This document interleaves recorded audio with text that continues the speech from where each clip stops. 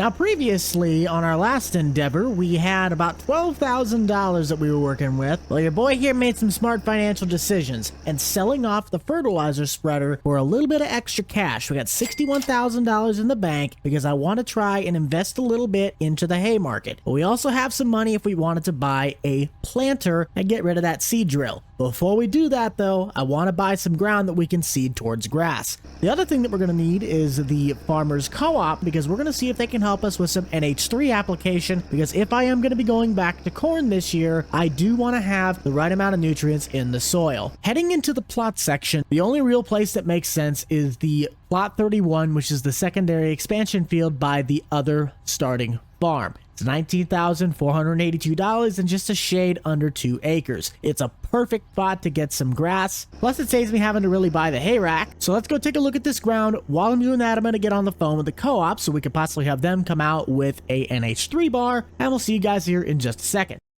If you guys do like the wonderful first generation farming series on Squad Farms, be sure to head down below and smash that like button, subscribe down below. I do want to make note that I am going to have to get a newer device to play the game on because your boy Buck here does not have a big fancy phone. So in order to change it up and have a really big time operation and get you guys that content, I gotta upgrade my system. So for the first couple episodes, we're gonna be bringing it to you on this farm, and I'm kind of excited to see where I can build this place. Baler has been picked up, but I kind of want to show you guys what all services the co-op is able to offer us now. We'd have the NH3 bars, which is what's gonna happen today. We also have seed delivery, urea, P&K, and if we head over yonder, spraying application, as well as transportation with the lowboy. Those guys will definitely come in handy when money starts getting tight. I myself do not have a mower, but I know my neighbor up at that other starting farm does, so we're gonna work out a deal that I get to use his mower while I'll just pay him a difference of what the bales get. We're not going to be able to get cattle here for just a wee bit more. Probably not until next season or the season following. I feel like I'm going all over the place and we haven't even started yet today.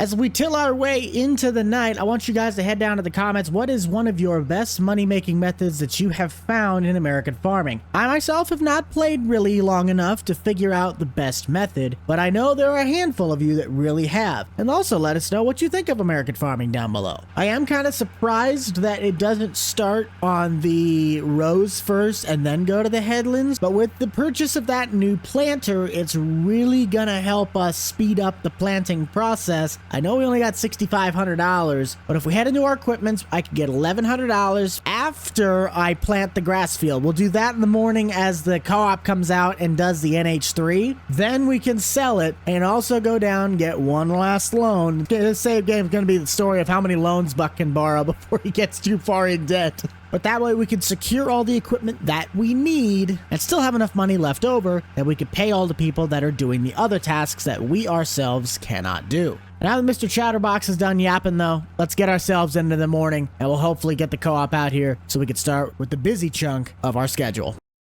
What a way to start the day, just to walk outside and see a 715 quad track. Like, that's gotta be nice. What's not nice, though, is that a little birdie ended up putting a bug in my ear last night during a dream. He said, read the instructions before you actually do anything stupid. I'm gonna need to buy me a hay rack, because apparently the hay rack likes the little square bales that I'm gonna put outside that baler. Because guess what? We got a seed drill, and we need to change that to grass before I get to the field. Otherwise, we're gonna be planting beans, and I'm gonna be screwed up. That makes me think, if I were to drill at least one of my fields wheat, because I'd have a cover crop. I don't think I want to mess with straw though. I don't think we're going to do that. Conserve the seed. We're going to let our great farmhand Daryl take care of the old seeding process, and we'll jump back and get the co-op guy started on his job. Looks like Thomas got himself figured out down there. What I'll do is I'll go grab my drone quick and we'll get some shots between Thomas and Daryl. So please enjoy, sit back, and relax.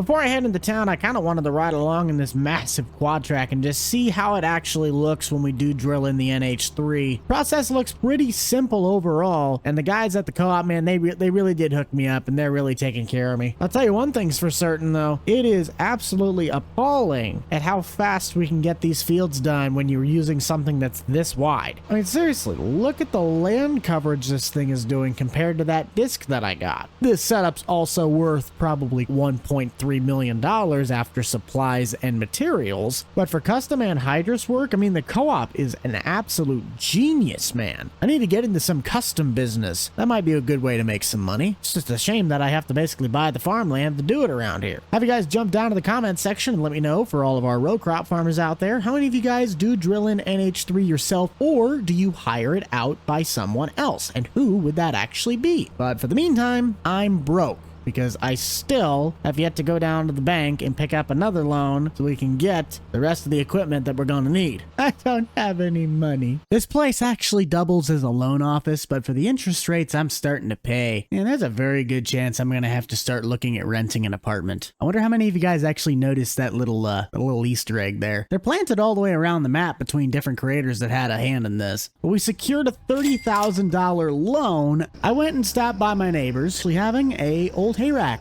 Bought it for $5 grand. I don't believe we'll need anything from them besides seed for the planter in the spring, so that'll at least help offset our costs. But here is that hay rack. If you'd have set it down the hill any further, I think it would have probably started rolling. Speaking of rolling though, let's roll our way back to the house, and hopefully we can go and check out the work that the co-op did on the anhydrous ground.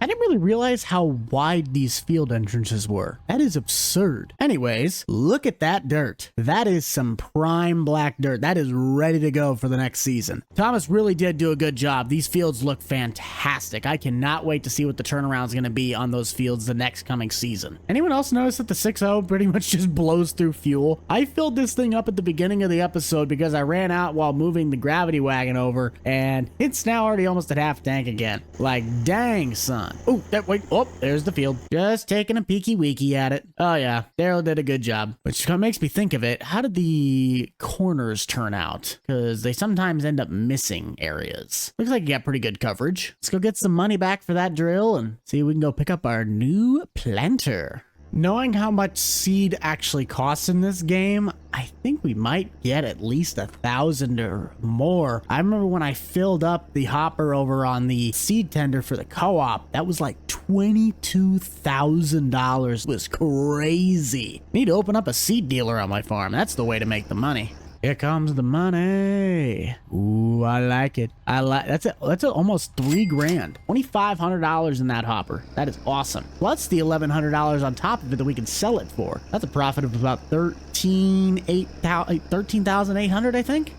Off you go, drill. Thank you for your time and service. Bye-bye now. Let's make our lives about 6 times easier during the planting season. This'll speed up our job. I thought it was 24,000. Man, we're saving money. Heck yeah. Cha-ching, baby. Cha-ching. It might be on the bump stops. We'll tow it home with the 6.0. Hopefully it just doesn't turn into a 6-blow. That might suck. Since we don't have a need to be planting anything right away, we will not be filling this up with seed, but because I don't have a whole lot of fields, we'll be able to use the seed in the hoppers for at least a season or 2 before we have to fill it back up. So I think that's really all that we're going to have for you guys today on the first gen farm. Thank you all so much for checking out Squad Farms. And if you really want to help get this channel back into the algorithm, be sure to head down below and smash that like button. Let us know what your favorite part of the episode was and where you think we should go from here. So thank you all for tuning in. We shall see you all in the next one. This is Squad Farms out. Keep it light, keep it loose, keep it fresh, keep it fun. Hasta la vista.